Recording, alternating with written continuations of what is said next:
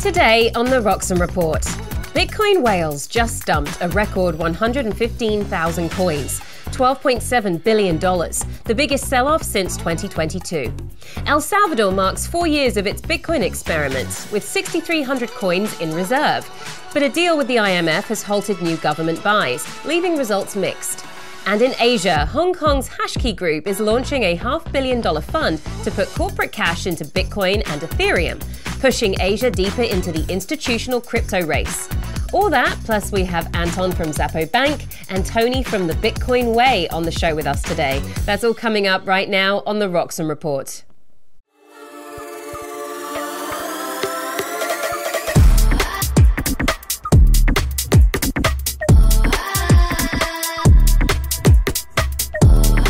Welcome to today's episode of the Roxom Report. Today is Monday, the 8th of September, 2025. I'm your host, Ione Butler.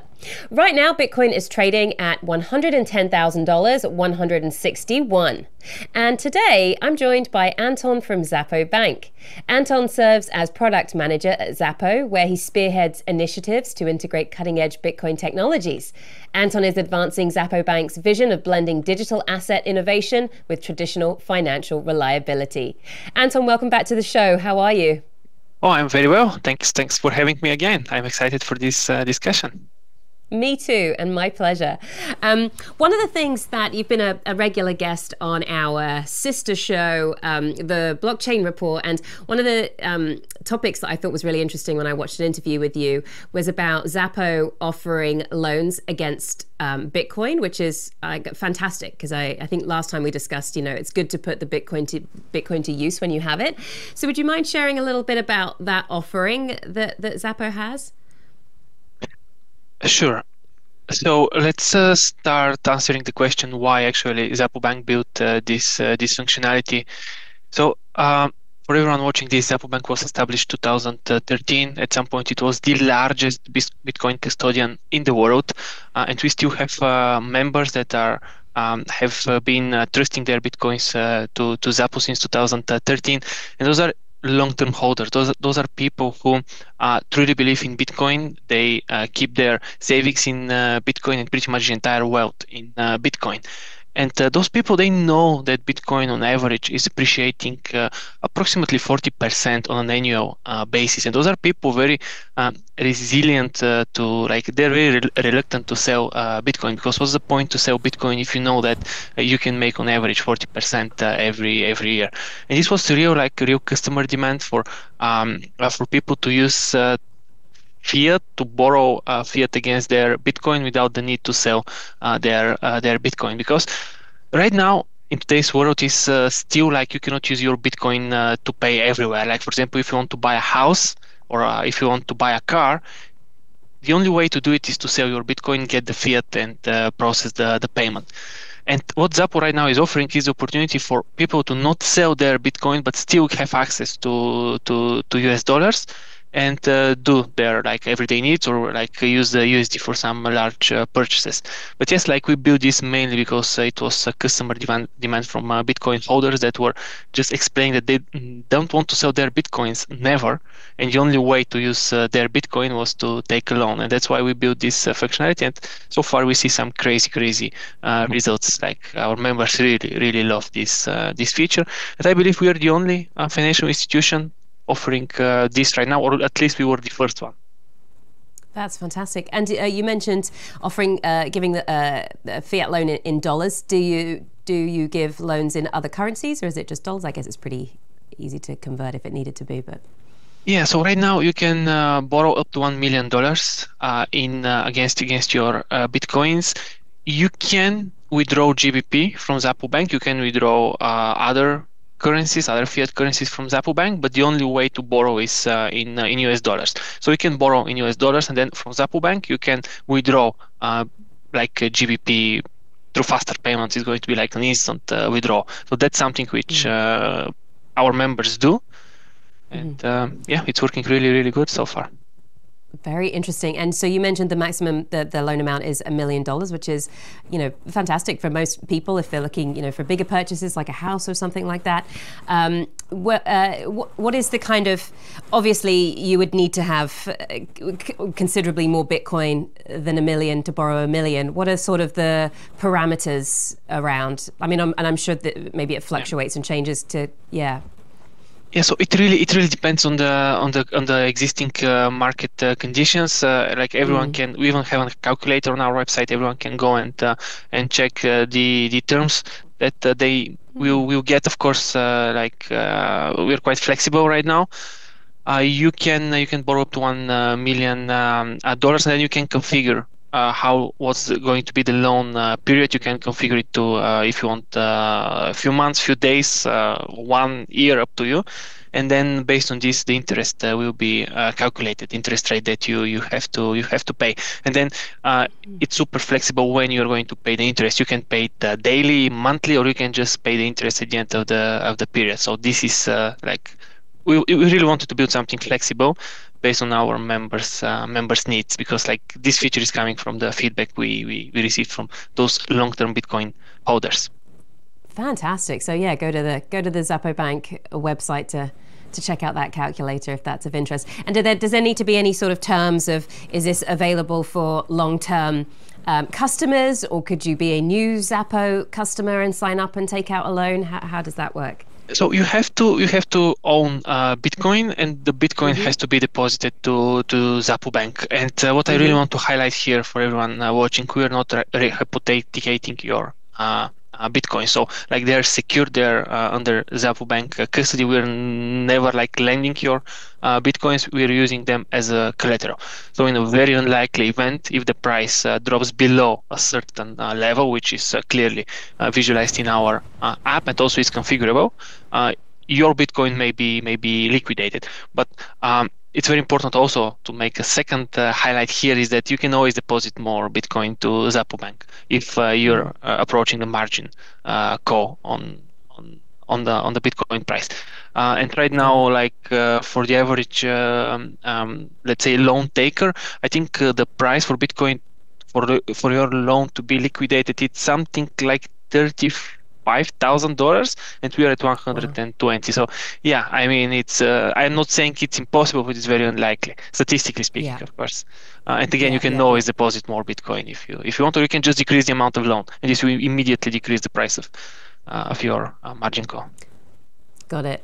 Yeah, I'm really fascinated by this. It's you know, like you say, people want to hold the store of value. You know that you've got something that is appreciating at such a substantial rate, but then you also want to be able to, you know, capitalize on the profits that you've made. It just seems like a really nice option to give people to have, especially when it can be so difficult getting traditional loans. Like, you know, like a lot of banks won't even consider what you have in Bitcoin as, you know, as capital. So yeah, really fantastic offering. It's great that you're listening to members. Are there other things that are being launched or in the works? Recently, we launched USDT deposits via the Tron network. So far, we have some extremely positive results, like over 50% of the deposits through USDT are processed on the Tron network. Usually, they are faster, in some cases cheaper than the other blockchain networks that we supported. And that's like something which I'm hyped and excited to share. Of course, we have new products which I cannot reveal right now because they're still like under development. But I promise once we are ready, we are going to announce this. Come back on the show and tell us. Yes, you're going to be the first one learning about the new features. But yeah, they're like very Bitcoin focused, very Bitcoin native. Features, because at the end, like, it's all about the Bitcoin adoption. And back to the previous point about the loans, we really want to build products for Bitcoin holders that are planning to keep their Bitcoins forever. Yeah. We have another guest on the show coming up after we finish speaking with you, Tony from the Bitcoin Way, and it would have been great if we could have you on the show together, but just I guess the way that the show works, we haven't started like doing group discussions like this. He's very much a proponent and an advocate for self-custody. We'll get into his story when I speak to him, but he's from Lebanon, and the banking crisis there lost a lot of his wealth, and so is very much a proponent for self-custody. And I wanted to get your take on this because you know, there's a lot of people, and I think we may have touched on it last time we spoke last month, but a lot of people are very much all about self-custody. I personally don't trust myself. Like I can understand why somebody would be such a proponent for self-custody after having all their money seized from banking institutions. That's never happened to me, which is why I might be a bit naive to this, but I also don't trust myself, you know? So I'm curious to get your take when you're having conversations with people about Xapo who say, well, no, you know, not your keys, not your coins. What's sort of your take? Self-custody can be a great way to secure your Bitcoin if you really know what you are doing. I would just mention that statistically speaking, most Bitcoins have been lost because of mistakes with self-custody operations rather than hacks on exchanges. And that's like what statistics is showing. People really must know what they're doing with their Bitcoins when they decide to use self-custody. Personally, I don't have anything against self-custody as far as you know how to manage it, because with the self-custody, like there are some very serious risks like for example, you're the single point of failure. So if you make something wrong, your Bitcoins will be lost like forever.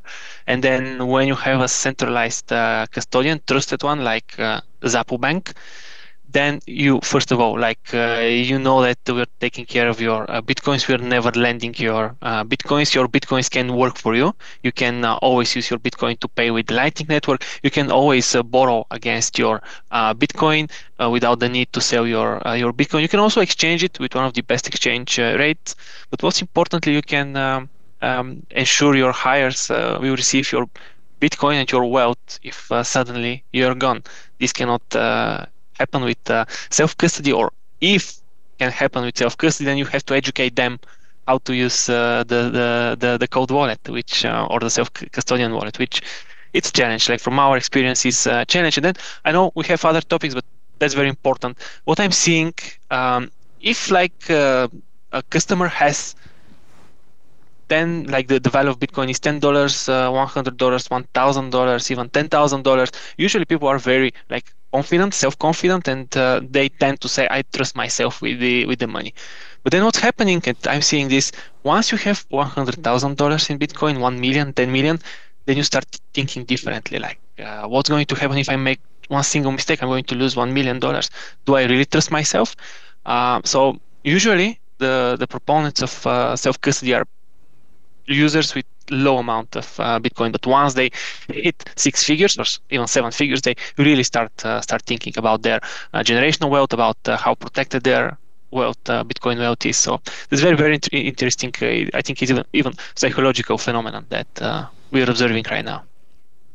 That makes a lot of sense. You touched on something that we also discussed the last time you were on the show about the other offering that Xapo has with, you know, setting up your heirs for inheritance purposes so that, you know, the Bitcoin can be passed down on someone's death, which is a great feature to be able to offer people, because like you say, if the heirs and family members haven't been educated properly, then that Bitcoin is lost if it's not handled.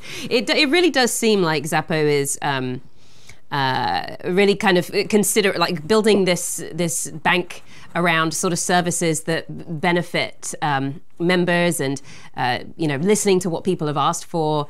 It's pretty cool. Yeah, I mean, why I personally really want to work for Xapo forever is because it's not about the Bitcoin price. It's about how we are ensuring that the Satoshi vision, that Bitcoin will be used for international payments, will become a reality. And we are building a product focusing on Bitcoin, but not for short-term holders, but for people who really want to keep their Bitcoin forever and they want to make their Bitcoin work for them. So there are only a few companies that are doing right now. So it's all about ensuring that the Bitcoin adoption will skyrocket and the Bitcoin will succeed. So yeah, it's quite interesting place to be. Exciting. And I do think we touched on this before, but your role as, is it product manager? Is that the correct? Yeah, right now I'm a product manager, exactly. What does that mean exactly? So the product, for example, the heirs, that offering, that would be the product, and you help to manage or facilitate or develop that. Do you sort of take ideas that people have and help implement them? What?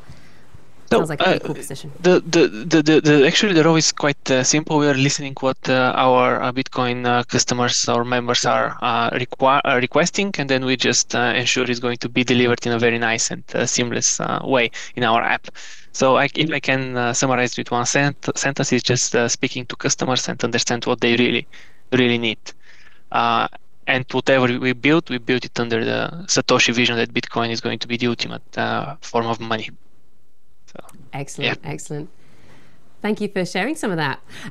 Why don't we take a quick break, and when we come back, we will dive into some of the Bitcoin news headlines from today, and we'll get Anton's take on those stories too. We'll be right back. Security matters. Xapo Bank, the only way to bank your Bitcoin. Apply now at xapobank.com. Welcome back. This is the top Bitcoin story making waves today. It is top of the block. Okay.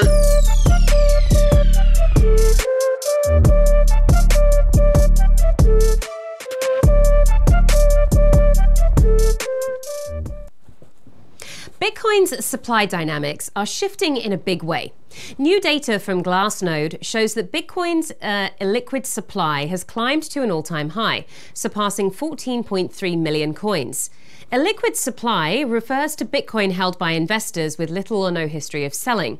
These are long-term holders and cold storage accounts that keep coins off the market. Out of the 19.9 million Bitcoin currently in circulation, about 72% is now considered illiquid. That means nearly 3/4 of all Bitcoin is being held tightly, unavailable for regular trading. This milestone comes even as the market has seen a pullback. In mid-August, Bitcoin hit a record price of $124,000 before dropping roughly 15%. Despite that decline, illiquid holdings continue to rise. Over the past month alone, this category grew by another 20,000 coins. Analysts say the trend shows strong conviction among long-term investors. Rather than selling during volatility, they are steadily accumulating. This reduces the amount of Bitcoin available on the open market. If the pattern continues, supply could tighten further, setting the stage for future momentum once market sentiment improves. For now, the record level of illiquid Bitcoin highlights growing confidence in the asset as a long-term store of value, even in the face of short-term swings. Okay, Anton, what do you make of that story? Did that come as a surprise to you, or does that make sense? You know, we were just talking about people wanting to hold onto their Bitcoin because they know what a great investment it is. Following on from that, that would make absolute sense that more and more people are holding onto it. What's your take? It makes a total sense. Like, people are realizing that Bitcoin is increasing on average, like the price is appreciating on average with 40% every year. And even if we consider the diminishing return pattern which is happening, even if the Bitcoin increases like 20% every year, it's still like the best performing asset. And why to sell this asset? So this data makes perfect sense. It's not surprised by any means, and we're seeing this on the Xapo side. Like, our members don't want to sell their Bitcoin, and they're like very reluctant to even consider selling their Bitcoin when they need cash. What is also right now making the overall situation very interesting is the ETFs that are heavily buying Bitcoin right now. I think last week we had a net inflows of over like $250 million, $250-something million dollars. Then you have also a rush from Bitcoin treasury companies that are acquiring Bitcoin at like a maximum capacity, as much as they can borrow, as much fiat as they can borrow. They're eagerly buying Bitcoin with it, and the people are seeing this, and like, it's very normal for them to decide to not sell it, even like not even consider selling. That's why the supply is staying illiquid. It makes perfect sense. I think this trend will only accelerate from here, and what's going to be the exciting part is the Bitcoin price, because you know, like, the current price is equilibrium between supply and demand, and once like the supply it's like becoming lower and lower, the price can go only up, which is great for everyone investing, holding, or just believing in Bitcoin. Yeah, it's interesting because that seems like a pattern that is definitely that's the direction that things are moving in. And a lot of people, and I feel like at Xapo Bank too, Satoshi Nakamoto's vision of this being like a peer-to-peer, a payment method, with everybody holding on to their Bitcoin because it's such a great investment, it kind of it gets in the way a little bit of people being able to use it to spend. But then the way I kind of look at Xapo is you're offering products that still allow people to access, to kind of keep the Bitcoin, but then also use it. I think it's quite clever and very forward thinking with the way things are moving. Now, Xapo is one bank that does it. I'm sure other institutions do. But I guess the question is how, if everybody's holding the Bitcoin, how is it going to be able to be used for payments if people are just saving it? Is inevitably people going to have to use banks like Xapo if they want to? Yeah. So it really depends on the use case. You have overall, the Bitcoin is supposed to be used for payments. That's why the Bitcoin was created at first place. It was like, it's great that at the moment people are considering Bitcoin as a digital gold and they're like planning to never sell their Bitcoin. That's completely fine. But at first place, the Bitcoin was created because it was supposed to be used for peer-to-peer transactions. But it doesn't necessarily mean that Bitcoin is not going to be used for peer-to-peer transactions. That's what we're doing right now. We're ensuring that international fiat stablecoin or crypto transactions can be settled on top of Bitcoin. And let me give you an example. You want to send Mexican pesos from Mexico to, let's say, United States or vice versa, doesn't really matter. If you use like traditional fiat rails, it's going to take you hours, in some cases even 2 days, and you're going to pay approximately 2% fees for your transaction. And then if you use Bitcoin, the transaction will settle instantly through Lightning Network. You're going to pay approximately 1 cent, and it's going to work 24/7. Literally like instant international transactions. And this can settle on top of Bitcoin, and maybe the end user may not even understand that they're using Bitcoin. For them, it's all about convenience. Like they press the button, funds are sent to other country, and then like the recipient is just able to use the money at the moment when the transaction is initiated. Like it's the same like if I give you another example, it's the same like having the internet without the browser. Like when you open the browser, you actually don't know how the internet is working. You just press the button, you open the website, or you just press the button, you watch RoxomTV. But you don't know what's happening behind the scene. It is going to be exactly the same with the international transactions and how Bitcoin can be used for payments.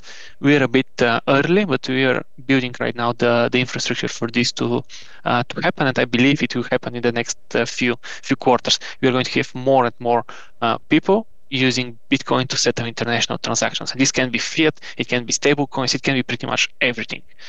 And that's where Satoshi vision will become a reality. Excellent. Thank you for breaking that down. I see it moving in that direction too, definitely.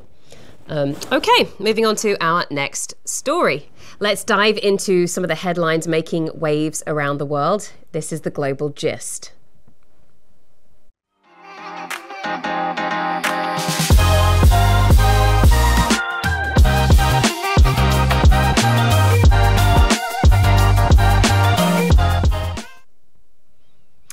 El Salvador is marking the 4th anniversary of its bold Bitcoin experiment.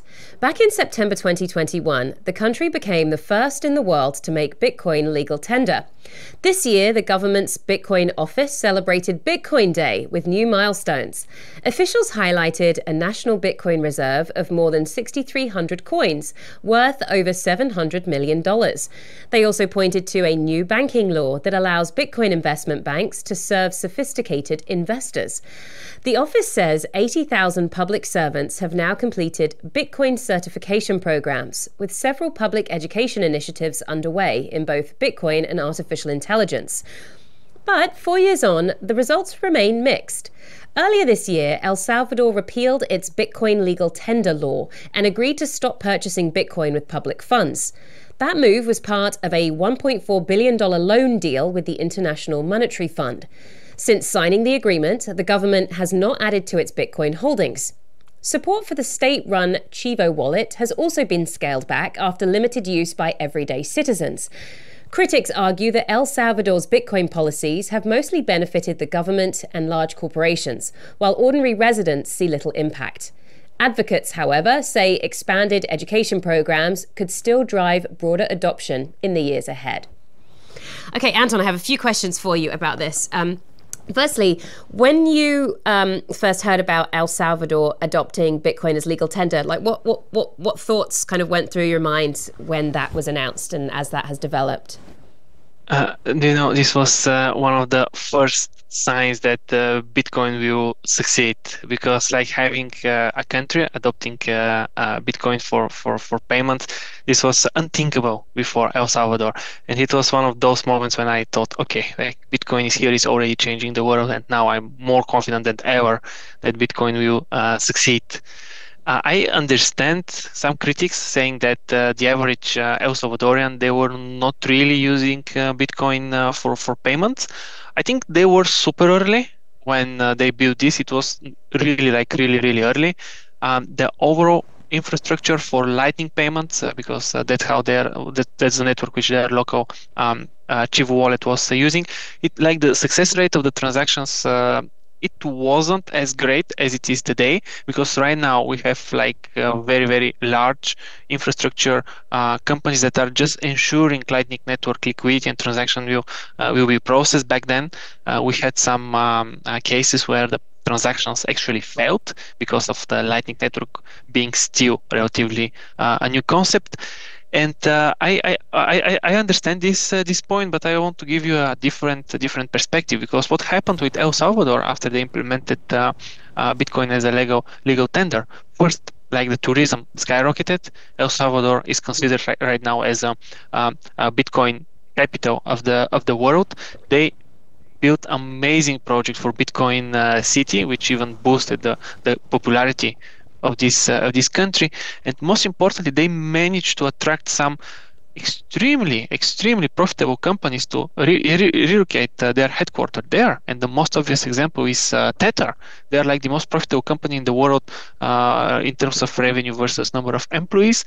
And right now their headquarters is in El Salvador. So overall for the country, I believe this was a huge success, because the benefits are still there. Like you see more and more people being interested to go to El Salvador. Even some of them relocate, like digital nomads or Bitcoin maxis, because in El Salvador right now it's very easy to live on top of the Bitcoin standard.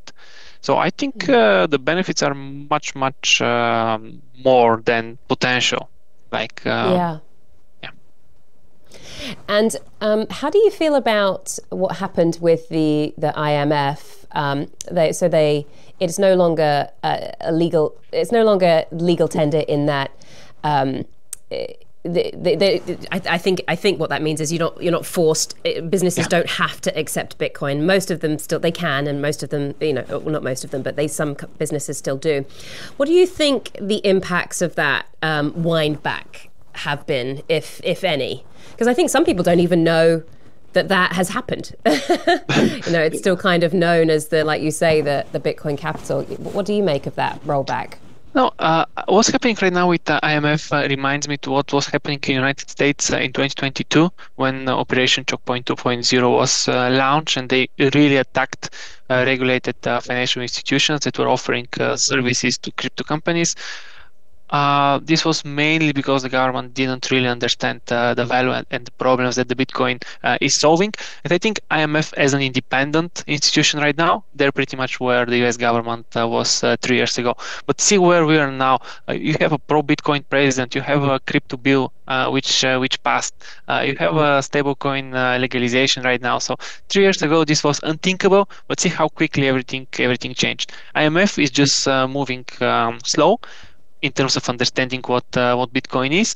I also understand the perspective from IMF that this is actually threatening their existence, because Bitcoin is decentralized. Is there is no government on top of Bitcoin. It is just giving freedom to everyone who wants to transact, and if this can happen, then why IMF has to exist at first place. So it's happening slowly, but definitely it will happen, and at some point they will realize they were making a mistake with El Salvador. But because El Salvador was really like the first country, it's just taking some learnings for everyone before they can fully comprehend what Bitcoin is about.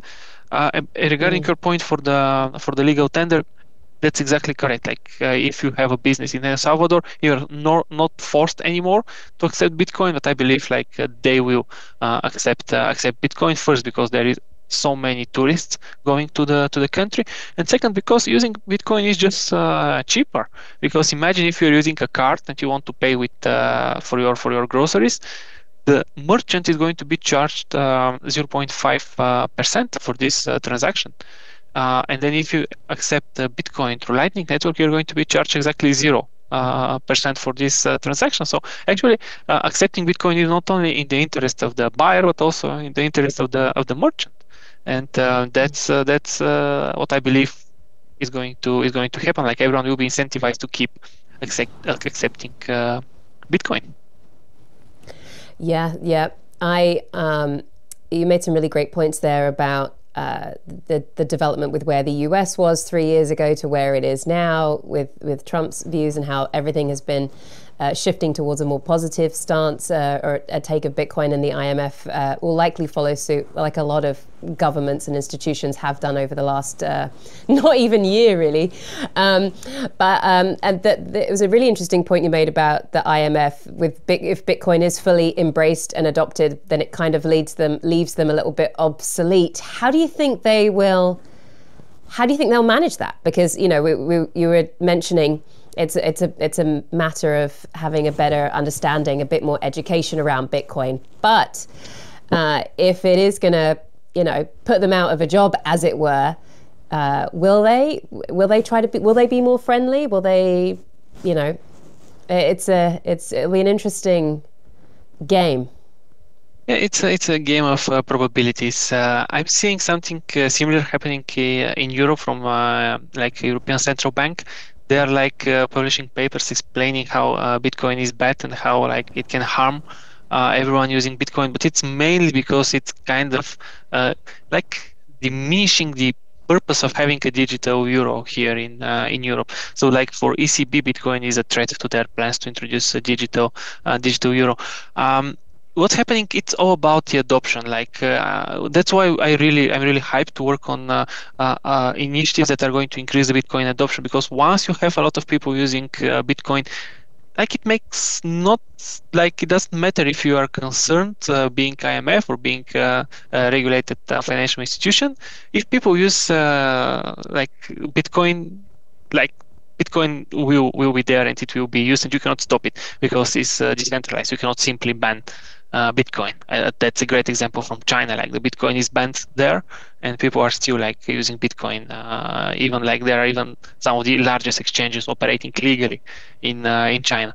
So it's all about the adoption and how quickly we can ensure people around the world can interact with Bitcoin one way or another. And that's also our previous discussion, that you may interact with Bitcoin without even knowing that you're interacting with Bitcoin for transactions. But it will happen, and it's all about the infrastructure which currently is being built by Xapo and also from many other Bitcoin infrastructure companies. Indeed. Excellent. Well, let's take a quick break, and when we come back, I think we'll have time for a couple more stories with you. So we'll be right back. Security matters. Xapo Bank, the only way to bank your Bitcoin. Apply now at xapobank.com. Welcome back, everyone. For our next story, Justin Sun, one of the biggest backers of President Donald Trump's crypto venture, says his tokens have been frozen. On Friday, Sun revealed that his holdings in World Liberty Financial, known by the ticker WLFI, were unreasonably frozen. He gave no details on how many tokens were affected or who was behind the freeze. Sun is a high-profile crypto entrepreneur, best known for founding Tron. He has spent at least $75 million on World Liberty tokens, making him the second largest known investor in the project. Blockchain data suggests a wallet linked to Sun, holding more than 545 million tokens, was blacklisted last week. That means the assets cannot be transferred. World Liberty Financial later issued a statement saying it does not seek to blacklist anyone, but will act if it detects activity it views as risky for the community. Despite the freeze, Sun has signaled he intends to double down. He announced plans to buy $10 million more in WLFI tokens, as well as $10 million in a US stock that invests in the project. The World Liberty venture has strong ties to the Trump family. Eric Trump has appeared alongside Sun at international crypto events, and the Trump stake in the company has already generated hundreds of millions in token sales. Okay, Anton, what do you think of Sun's tokens being frozen? I'm very confused as to how and why this has happened. What do you think? Yeah, that's a super spicy situation, very different from what we have been seeing recently. I think there is a lot of that happening behind the cameras, and we're not like having the full story because everyone is playing their own game. I saw Justin Sun with some Twitter or X posts trying to attack the World Liberty, but I also understand that on their side there is something else which is happening. There are two very important points here. The first one is about, and that's like a broader debate right now that's happening about the decentralization and in general the governance on those decentralized projects, because like when you build a decentralized project, it's supposed to be decentralized. At the end, you should not have a single person deciding you can use your tokens or you cannot use your tokens. So that's against the principles of the project. On the other hand side, there are some rumors, and again, those are rumors that actually he was preparing to sell his tokens, and supposedly he was actually he had signed agreement that he is not going to do it because his like his holdings are like huge and he's going to crash the price. But data intelligence platforms and on-chain transactions actually are showing some movements to exchanges, which clearly is indicating his intention to sell. Because what's the point to move your tokens on the exchange if you don't intend to sell it? So I think there is a lot of that's happening right now. Most probably, like the most probable theory is that because he was preparing to sell, actually they decided to block him and take some actions before he surpassed the price. And now what's happening? He's trying to push back, trying to play the nice guy, explaining that he wants to double down and buy more. But for me personally, the most interesting part is about the debate of decentralized projects and the governance, and should we have a person to simply decide to block another token owner? Let's just make a comparison with Bitcoin. Like with Bitcoin, that's completely impossible to happen. No one can freeze your Bitcoin. It's impossible. Even if someone frees your Bitcoin, like, you always have the alternative to use your self-custody wallet or just different centralized trusted provider. But yeah, when you have a centralized, in this case, centralized issuer like World Liberty Financial, that's possible. And is it right? Yeah. I cannot take side here. Yes, thank you for breaking that down. I wasn't quite aware of all of the backstory, but it's a fascinating. There's lots of games being played. It was interesting because I would not consider this a decentralized asset in any way, really. Do you happen to know if it is marketed as such? If it acts as if it is World Liberty Financial? These tokens, are they claiming to be decentralized? Do you happen to know that? Yeah, that's a valid point. But let's say you're buying a financial asset that you're supposed to own. In this case, you're buying their tokens. It's the same. I mean, let's say it's similar to buying Apple stock. Like you invest in Apple, it's your decision at the end if you want to keep it or sell it. They cannot just say, like Apple cannot knock on your door and say, hey, I know you bought Apple stock for 1 million, but I blacklist you, you're not going to sell it. That's not how it's working. That's not how markets have been designed. You should not have a decentralized entity forcing you to not do whatever you want with your asset. And then it's another story if you signed some agreements to not sell it and you decided to sell it. But that's definitely not. Probably it's not the right approach. Is this advertised as a decentralized? I'm not 100% sure. But what I'm sure is that when you buy an asset, at the end, it's your decision if you want to keep it or sell it. Got it. Yeah. I think that makes a lot of sense.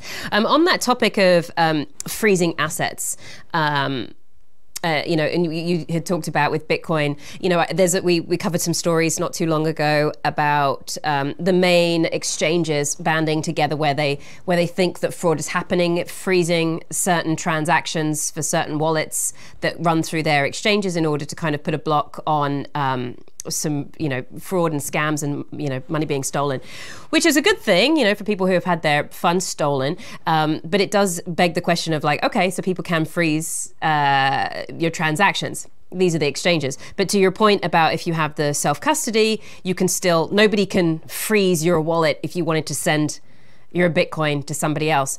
And I'm curious what with Xapo, what are the kind of rules about like that? Can people's banks be frozen?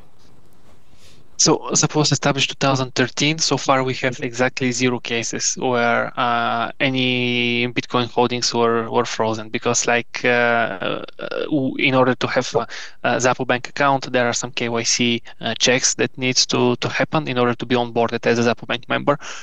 Even though it's just literally taking less than 10 clicks, it's still like there are some KYC checks running in the background. And like all of our members are actually trustworthy, and that's the reason why we had exactly 0. Let me repeat, 0 cases when we had to block some Bitcoin holdings. Can this happen? Theoretically speaking, if you receive a deposit from Iran, or let's say that's not the ideal example, but from a terrorist organization, let's say, this particular Bitcoin amount, you may be asked some questions, and if you are not able to answer them, the amount may be blocked. But are we going to block your other Bitcoin holdings or like other wealth? Not necessarily. So it's about the type of deposits you receive to your Xapo Bank account. But yeah, again, like so far we had exactly 0 cases like this. Interesting. Thank you for explaining that. Anton, this is another great conversation. I learned so much from speaking about you. I'm more kind of, a proponent of Xapo and think it's offering some great products to people. So yeah, thank you again for joining me. I hope we get to speak to you again soon. Where can people follow you or find out more about you? Are you on X? I'm on Twitter. You can find me there, or you can just follow Xapo Bank on Twitter or other social media. I'm like, generally speaking, I am like appearing there with the different interviews. So yeah, I mean, mainly on Twitter, but also LinkedIn is available to everyone. Fantastic. Well, thank you so much for joining me. We are going to take a break, and when we come back, we will be joined by another guest, Tony from the Bitcoin Way. We'll see you after this break. Security matters. Xapo Bank, the only way to bank your Bitcoin. Apply now at xapobank.com. So, tell us about your... Welcome back, everyone. Right now, we're going to speak to Tony, the founder of the Bitcoin Way. Tony is a passionate advocate for financial sovereignty and privacy in the digital age. He specializes in helping individuals and businesses securely adopt and manage Bitcoin through personalized guidance and education. With a strong focus on self-custody and decentralization, Tony empowers others to take control of their wealth using Bitcoin the right way. Tony, welcome to the show. How are you? I'm fantastic. How are you? Thank you for having me on. I'm really good, thank you. And I'm looking forward to speaking to you. I watched your BTC Prague video and was really inspired by your story and the work that you do. It kind of makes total sense. Would you mind sort of sharing a bit about your background for our audience? Because it really kind of sets the stage for what you did next. Sure, absolutely. I mean, my whole career has been in tech, and primarily network administration, security, cybersecurity. That entire playground is, essentially what I grew up with. I learned from the best of the best, pretty much self-taught, from some of the world leading and most invisible hackers, back in the day, at the early days of the internet. So there's a lot of that contributed to the wealth of knowledge that I help pass along today. And everything was going fine until one day it didn't, and I literally woke up thinking I was retired to being homeless overnight. And this is where my life did a complete 180, and my lens on the world changed forever. And what led the series of events from that moment on, specifically in October 2019, with the collapse of the banking system in Lebanon, of which I was, one of the casualties. You wake up and there's nothing more to your name other than what you have in your pocket. In my case, it was $70. So that is not a situation or a story that I wish upon anyone. But just to sum it up, this is what led me down the Bitcoin rabbit hole. And in my case, Bitcoin literally saved my life, because it was the beacon of hope that I had to hold on to give myself a reason to rise up from this nuke that was just dropped on my entire life. So this is why we're here. This is why eventually the Bitcoin Way was co-founded. This is the mission that we have here to help educate and bring awareness to folks, so that my story is avoided by as many people as possible, because it is not a pretty picture. And unfortunately, a lot of individuals that I grew up with are no longer here because of it. So I don't want to see this manifest itself elsewhere. I don't want to hear stories about people having to live through something like this. I do my best now. This is my mission, is to avoid this problem as much as possible. Yeah, it's we were just talking before we came on the live. As somebody, myself being from the UK who lived in the US, the idea that all my money in my bank would just be gone and I wouldn't be able to go and take money out, savings out, like it just is such an unfathomable concept. But it's a reality for people. This happened to you.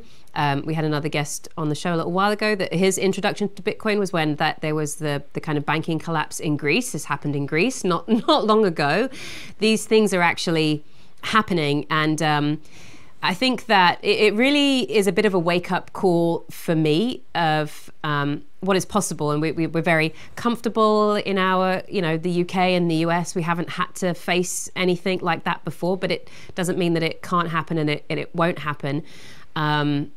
So yeah, I appreciate you sort of telling these stories and then the work that you do, because it allows people to prepare. I don't think necessarily people need to go all in with Bitcoin and have no money in their bank, but just having the understanding, being able to prepare, it's giving people choices. I think it's really powerful with what you're doing. So would you mind sharing a little bit about the Bitcoin Way and what that is and what you do?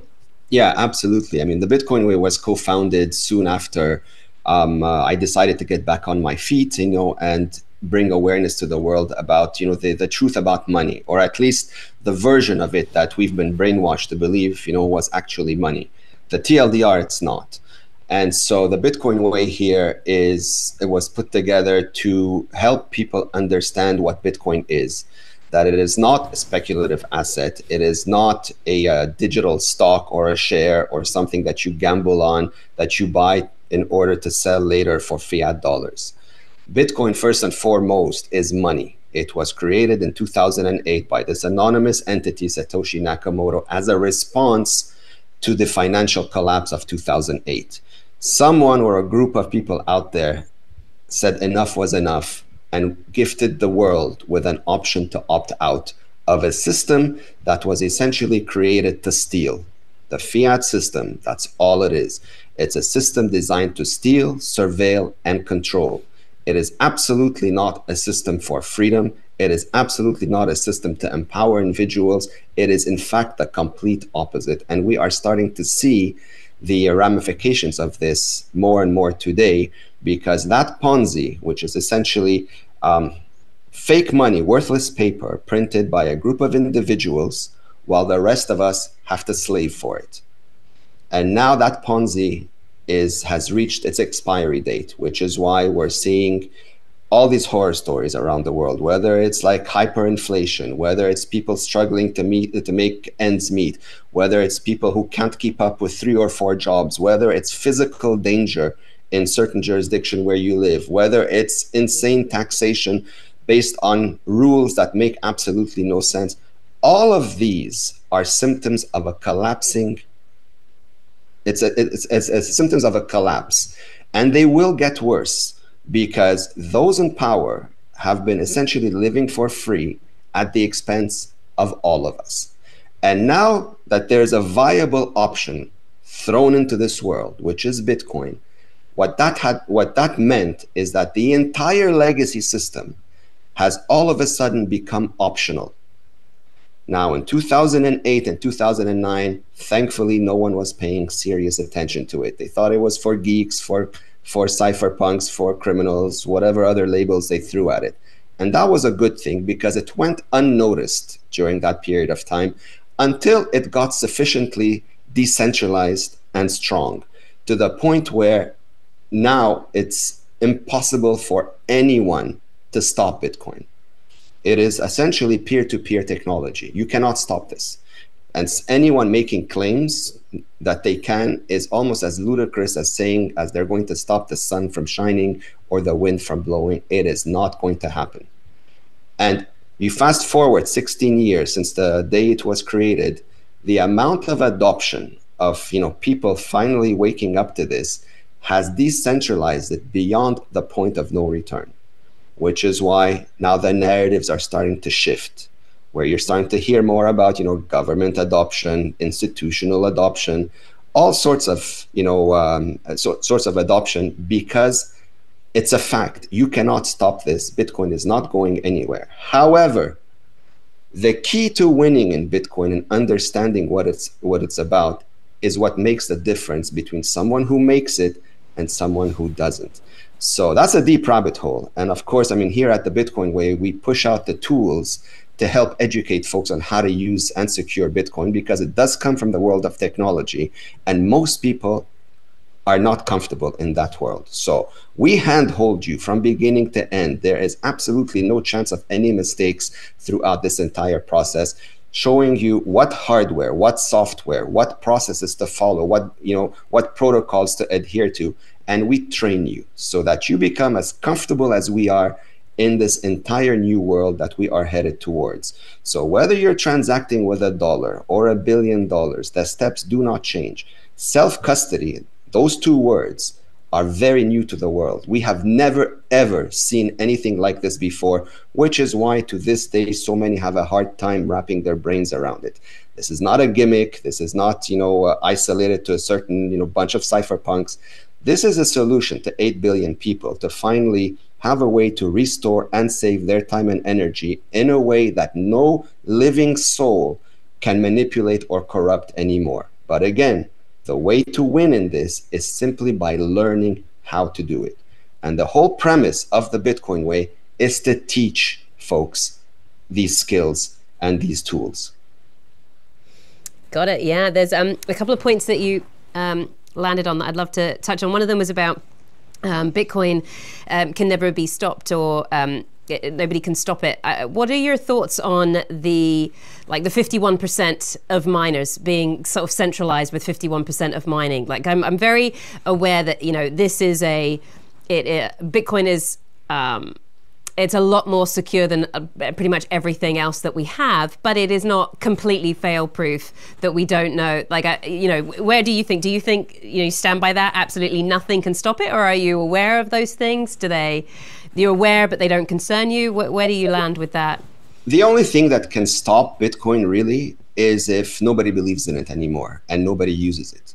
As long as people adopt it, and there is an exponentially large number of folks that are on a daily basis, as long as people learn the skills, believe that this is an answer, a solution, Bitcoin will never die. And I don't see that happening at all. In fact, I see this increasing, even faster as time progresses, as things around the globe continue to deteriorate, because people are going to want answers. Where do you go, right? And so you can no longer trust something that is potentially manipulated or corruptible by a human being. And because there is a solution that offers that now, Bitcoin, at some point, people will find their way to it. Like the whole mindset, since the day we were born, we were led to believe that, you go to work, you save your money, you pay your taxes, whatever you owe, and then you put it in a bank. That was, normal. This is how things are supposed to work. Until you find out that the money that you're working for is not money. It's worthless paper printed by a bunch of, Looney Tunes that believe they can live for free at the expense of us. And that when you put the money in a bank, it's no longer yours. It's the bank's. And the bank gives you access to your money if they want to. However, as you can clearly see these days, depending where you live, that is changing. People can no longer access their funds. People can no longer freely send money without having to answer 700 meaningless questions, which is, why a lot more people are realizing that, hold on a second, there is a big problem here. Why can't I do what I want with my money? Why do I have to answer to you about anything? And so as this thing becomes progressively worse, and it will, because essentially what you're having now is a bank run, whether it's on the money or on nations where people are, voting with their time and money and leaving into better jurisdictions. This is what you're seeing. And so those in power are desperately trying to remain in power. And all of these extremities that we hear about on a daily basis are symptoms of their fear of losing control, which is also happening because, again, when there's an idea whose time has come, everything changes.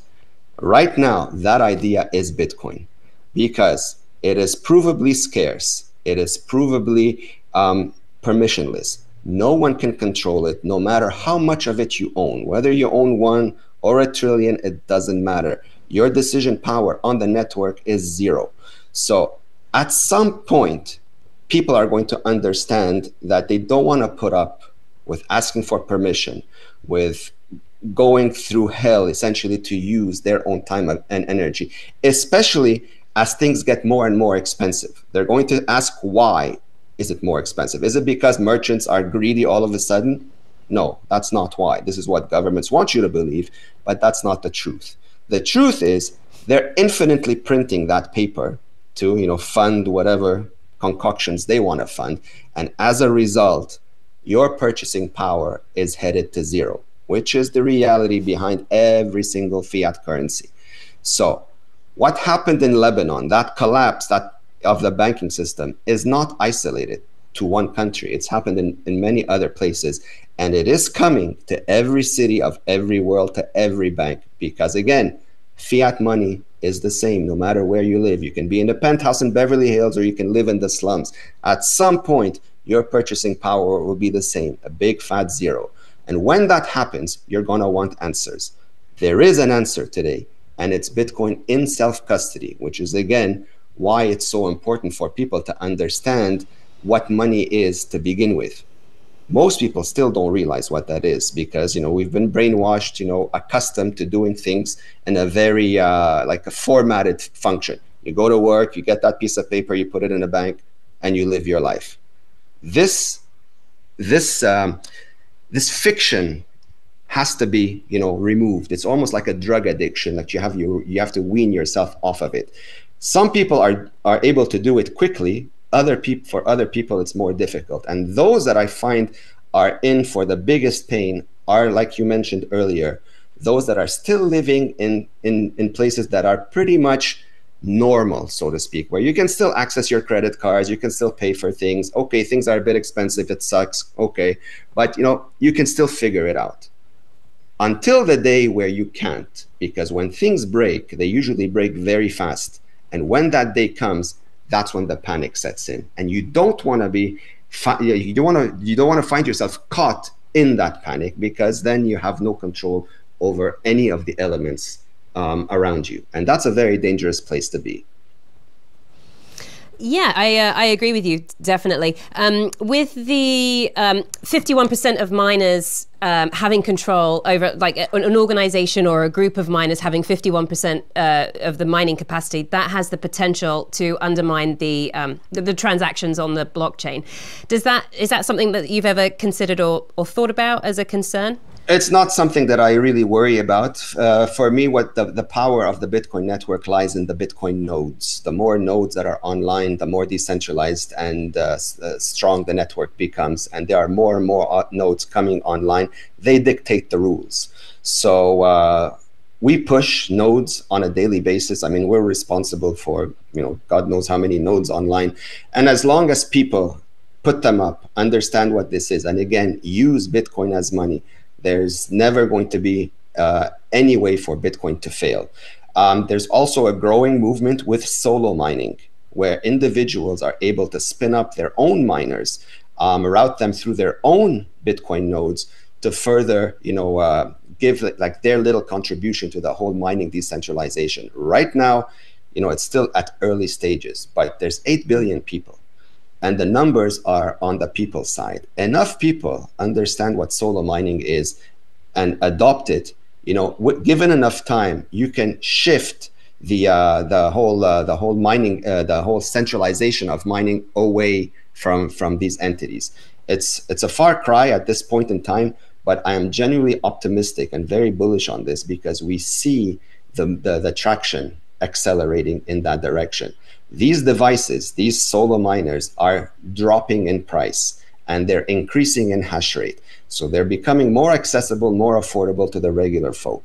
And the more they understand what this is, we help them configure them, we help them set them up, we help push this education so that folks can help each other as well. And the more people, understand this, it'll become like another household item that I'm hoping millions of folks will just plug and play into their home and collectively contribute to this, to the whole, like the whole shifting of the mining centralization that you're referring to. Excellent. Back to the offering of the Bitcoin Way, with the kind of education and the training. Is it a one-on-one type of situation? Is it it is. Okay. Yeah. Would you mind sharing a little bit about kind of what lessons you cover with people? Absolutely. The Bitcoin Way services are broken up into 3 categories. The first one, obviously, is the most pressing one, which is teaching you how to learn Bitcoin in self-custody. All the consults happen over a video call just like this one. They're one-to-one with you, with one of our instructors, our experts, and the individual at hand. For everybody's peace of mind, there is never any remote control on any of these calls. There is the occasional screen sharing, so we can follow along, to guide you, press here, do this, do that sort of thing. But at no point in time do we ever touch your Bitcoin, do we ever sign your transaction. There is no personal or sensitive information ever disclosed during any of these calls.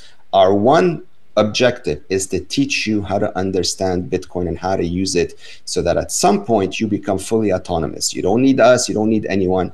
You have all the wealth of knowledge that you need. You can take that, pass it along to your loved ones, and hopefully that ripple effect continues on forever. So that's one category of the services. The other one is more around personal cybersecurity, which is teaching you how to secure and lock down the devices that you use to manage this Bitcoin and your own digital footprint online in general. And then the third one, for those that are concerned, is about helping you secure jurisdictional freedom, like your Plan B residency. If you're unhappy where you are, if you think things are going completely out of control and you just don't want to put up with it anymore because it's just too much, we will help you find a jurisdiction that still treats you with respect as a human being, that values your freedom, that is Bitcoin friendly, that has much better tax incentives, etc., etc. We will even meet you in person at these Plan B destinations to handhold you through the entire process as well, so you're not left to your own devices. We even go out of our way to put together meetups where people are introduced to other folks so that they don't feel alone coming to a new country, for example. New friendships are formed during these trips. It's an exceptionally powerful and very heartwarming experience. So all our services are geared about the journey to self-sovereignty. And in my opinion, there's two important pieces to that puzzle. One, you protect the money, Bitcoin and self-custody, and two, you protect you, the individual. That's where the jurisdictional sovereignty is. Because if your money is safe, but you're living somewhere that is not safe, then you still have a problem to deal with. And that is something you don't want to find yourself in. Yeah, that's additional services that I wasn't aware of, but great offerings that you have there. Where are some of the countries that you find are, and I'm sure it's very dependent on the individual, but where are some of the sort of like top 3 or 4 countries that you are finding are great to offer those the criteria, basically? We're global. We will cater to anyone, anywhere. However, the highest traffic these days has come from Australia, UK, Europe, and to a large extent the United States and Canada. But it's funny what the demands are depending on the country. For example, lately our Plan B services has been off the charts for people from Australia and the UK. There's a massive demand of people just to get out.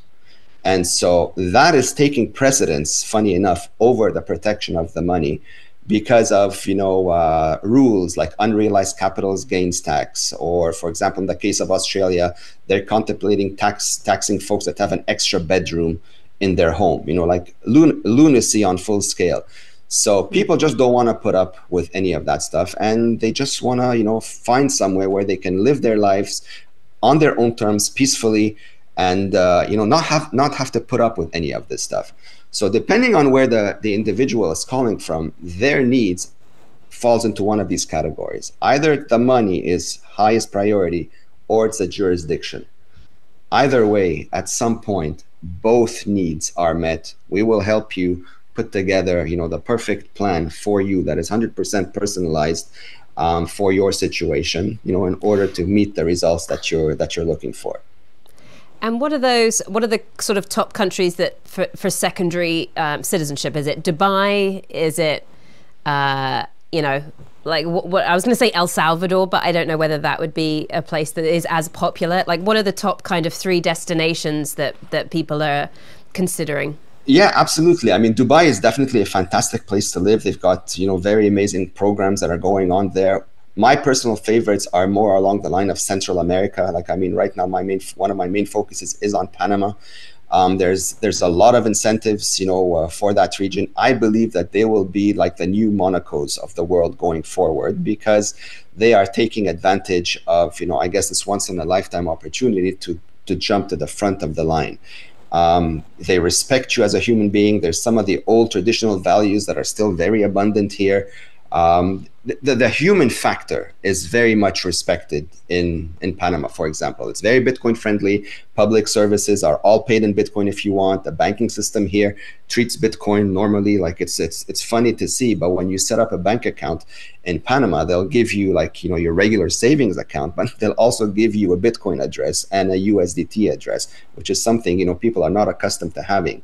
So there's a lot of that going on. Also, the taxation system in countries in Central America are territorial, meaning that if your money doesn't come from the country itself, your legal tax rate is 0. So people are establishing their tax residencies here, and leaving behind, wherever they're coming from. So there's a lot of movement on that sense, because again, people are voting with their time and energy. Like, nobody enjoys being ripped off.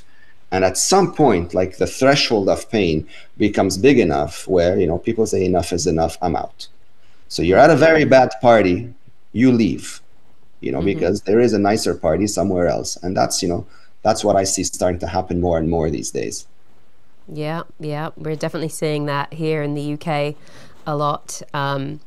it's we cover stories, and it's a tough job, I think, that the Chancellor, as Rachel Reeves, is trying to balance here. But it seems like every move she makes just kind of pushes people further and further away, and it's not really a net positive. It's like you put these increase these taxes here, and then you lose a load of people. So what have you actually gained? You're just squeezing people more now, So it's this crazy cycle, and like you say, people are looking for alternative situations, which they are.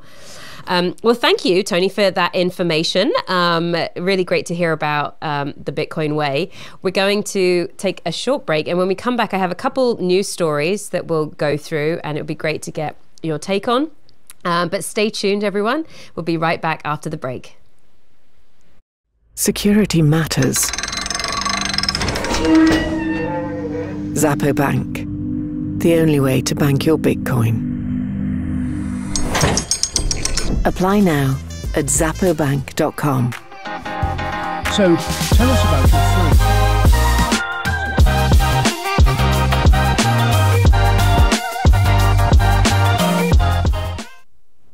Welcome back, everyone. Bitcoin whales have just triggered the largest sell-off since mid-2022. Over the past month, these whales sold nearly 115,000 Bitcoin, worth about $12.7 billion.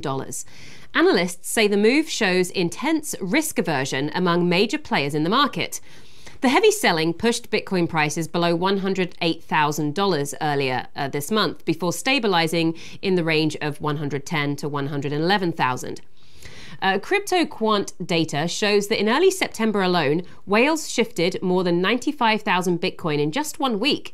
The pace has slowed slightly, with around 38,000 Bitcoin sold in the week ending September 6th. Still, the scale of the sell-off continues to put to pressure short-term prices. Whales are defined as holders with 1,000 or more Bitcoin. Their decision can move the market significantly.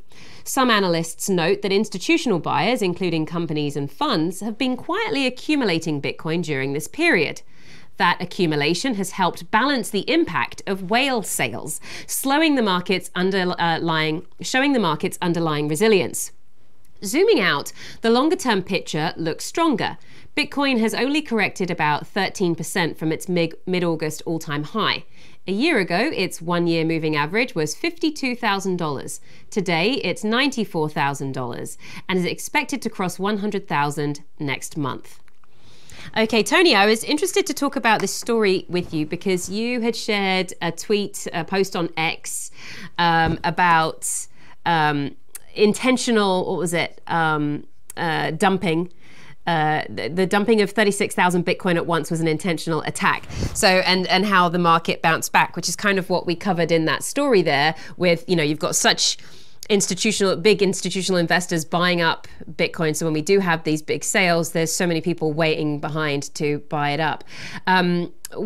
First of all, what was that? What was your, what made you think that was an intentional attack? And could you share a bit more about that and tell me about your thoughts about these whale sales, which is a great phrase. Look, whale selling is, first of all, let me start off by saying that whale selling is just part of a healthy market. Okay, you've got people that started a long time ago that, have hodled through, 14, 15 years. And they've reached a point in their life where, we don't know who these people are, obviously, so we can only speculate, but I can only assume that they're just tired of doing it. Maybe they're of a certain age group, that they just want to enjoy their life. They don't want to go through this anymore. And so they, they sell to, build the lives that they want for whatever time that they have left. So there's like that one theory that goes about this. In the case of that $36,000 dump, why I called it an attack is because of the way it was sold. You've got a lot of people that sell large amounts of Bitcoins, but you don't have to drop it, like dump it at once on the market in order to cause a price shock, which is what I think this person was after. And the reason why some people do this is because they're playing the market. There's a lot of these fiat games that can take place, whereas someone could place a short on Bitcoin on the side, be in a position to dump a lot of it to cause a price, a dip, so that they can make money on the other bet. So there's a lot of these, market games that are being played here, which is why I framed it as an attack. You can sell a large amount of Bitcoin and do it via an OTC in a way that doesn't move the market. This is not what this person did. He deliberately was hoping to crash the market in order to benefit from another bet. That's my view. That's my view on this. So the good news is that he can only do it once, or at least until he runs out of whatever amount of Bitcoin that he has, which is why all these fiat games, you know, are on an expiry date, like have an expiry date because of Bitcoin's finite supply. You cannot do this indefinitely, which is why, you know, at some point, once the Bitcoin moves from those hands and gets more distributed worldwide, it's a healthier Bitcoin adoption. Bitcoin was for the people. Right now, most people aren't paying attention to it.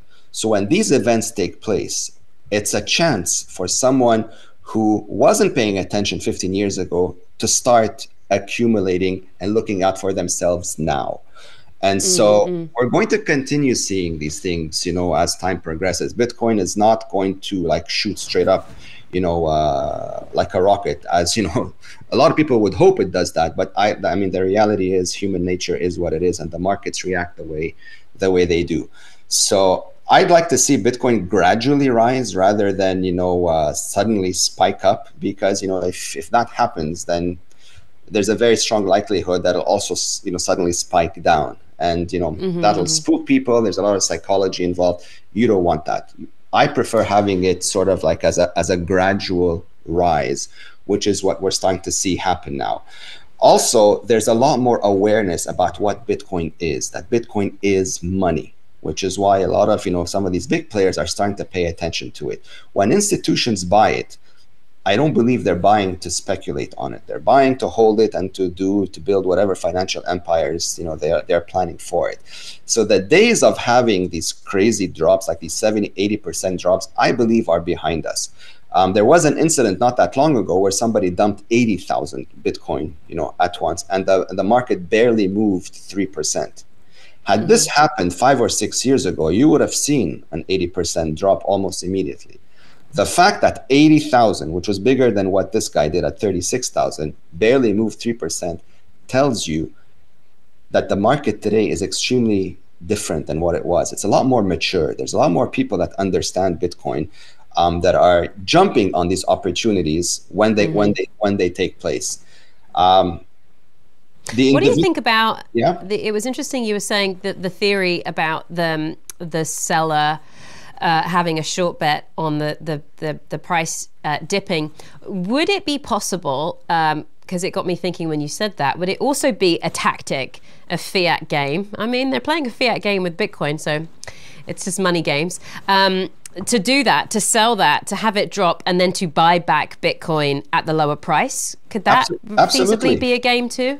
Absolutely. Yeah. Absolutely. Why not? I mean, if you're in a position to think you can, you know, abuse the market and take advantage of it, you know, people always look out for themselves first. And something like an act like this, in my view, falls right in line with what you just described. It could be anything. And I'm almost 100% sure there was a bet on the side that was directly correlated to dumping all these coins at once. So if this person wanted to make a fiat profit, or like you said, buy it back at a lower rate, I don't know how successful they were with that act, because the market really absorbed the coins very quickly. So yeah, I think that to your point about, you know, that those kind of volatile price swings are kind of behind us. I think that they are the same. If we look at how Bitcoin has been moving, it's been in this like 110 to 120 range for quite a while now, even with these crashes. I do quotes there because I wouldn't really call them crashes. They're just like slight dips, it seems like, just because there is so much appetite for it now, and there are so many people. There's more people who want to buy than there are new Bitcoins being mined. So yeah, I think I would be surprised. Like I want there to be a crash, because I want to have the chance to buy in, because I have FOMO. But I don't know that we will see those massive ones. I'm very curious to see how it all plays out. But yeah, you're right. I don't think it's going to be as severe. And I definitely think that it has matured, especially in the last 6 months to a year, I think, with just how much institutional interest there is. Well, here's something that maybe can help shift, your view on this. Don't worry so much about the price. No matter what the price is today, is nowhere near where Bitcoin's, fiat price is going to go in the future. I mean, the fiat metric, the fiat price is really the most worthless metric you can, base your wealth on when talking about Bitcoin. A lot of people do this because, they're fresh into the market, they're fresh into Bitcoin, they're just measuring it with what they've always known, which is whether the dollar, the euro, whatever local currency that you're in, but it's the most worthless metric. The real metric to look at is the hash rate of Bitcoin, which is growing exponentially. This tells you how much Bitcoin adoption is spreading around the globe. If you like big numbers, just understand that just by simply following basic math, Bitcoin's price is going to be exponentially higher for the simple fact that all fiat is headed to zero. So by that metric, you're obviously going to go higher. Now, how fast it goes to whatever number, like nobody has a crystal ball. But mathematically speaking, it is almost a certainty that this is going to happen. And we're starting to see this now. So take that $110,000 price and reframe it in your head to 1 penny. Because where Bitcoin is headed, when 8 billion people finally clue in that this is their only exit, it's going to shoot right up because, again, it's a finite supply. You cannot make more Bitcoin. It's enshrined in code from now to the end of time. No one's going to manipulate that.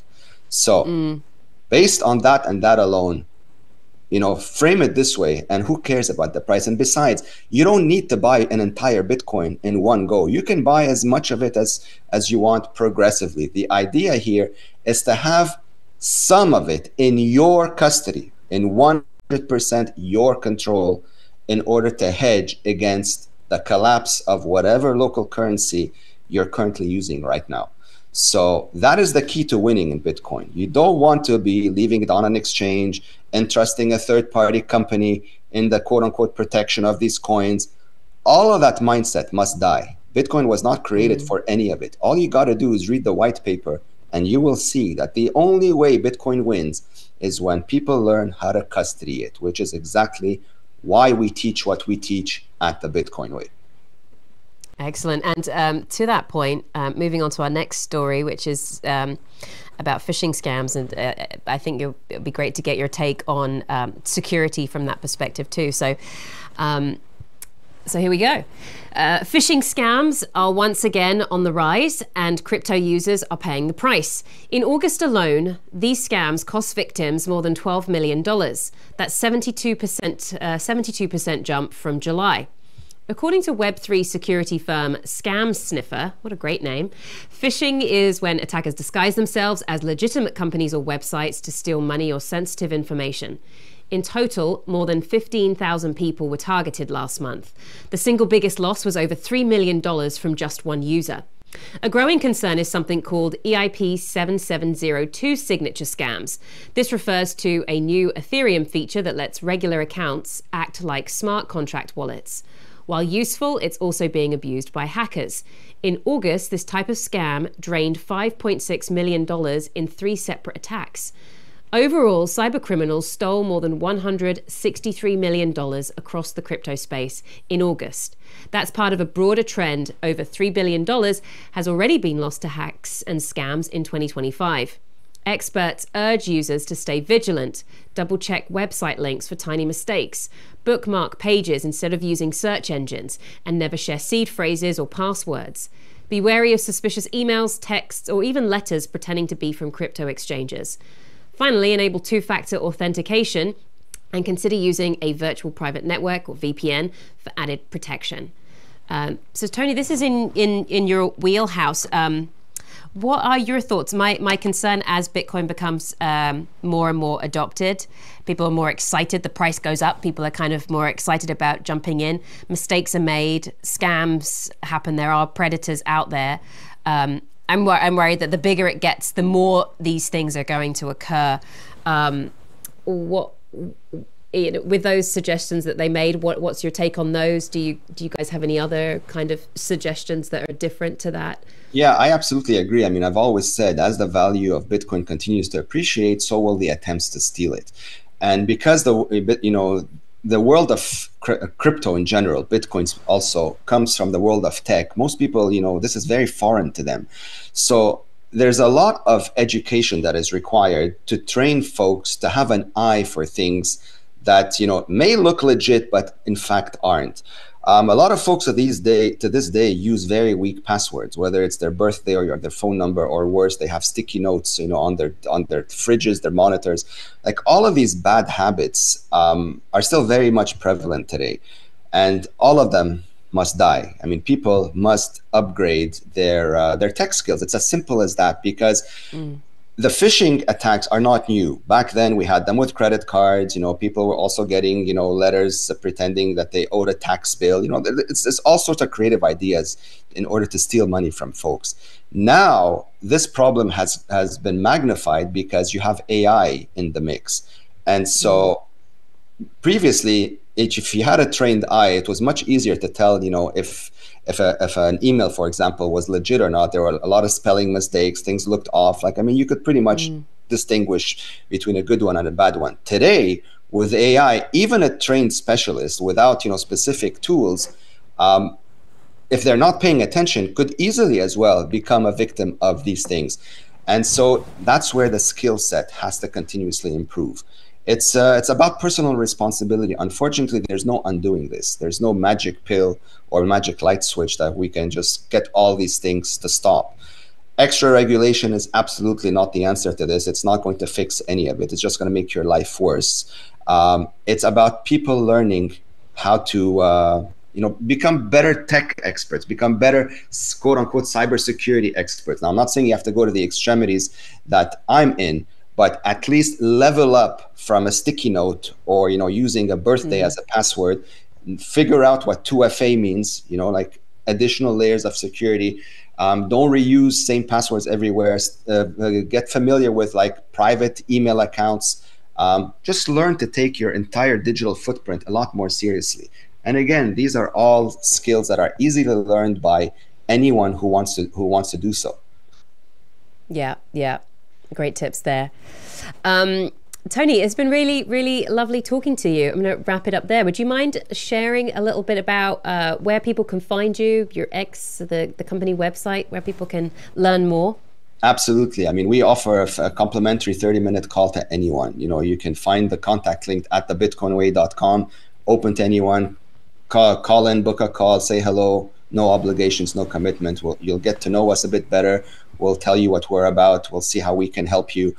We're very active on X. I mean, my personal handle is V4BTC. It stands for Victory for Bitcoin. The Bitcoin Way's handle is the Bitcoin Way _. We're very active there. We also have our YouTube channel that you're welcome to follow along. We put out content and material on a weekly basis. Going over, daily news, regular news, things of importance that people need to be aware about. Our message is very consistent. Bitcoin is money. You need to learn how to use it. That is the only way you win. Breaking the old habits is a must. Otherwise, all you're doing is introducing counterparty risk that is completely unnecessary and unavoidable. Tony, thank you so much. It's been really lovely talking to you. Thank you for the work that you're doing. Likewise. Thank you very much for having me. My pleasure. Well, that's all we have time for today. Stay tuned for The Great Awakening with Nolan. We'll be back tomorrow at noon. Take care.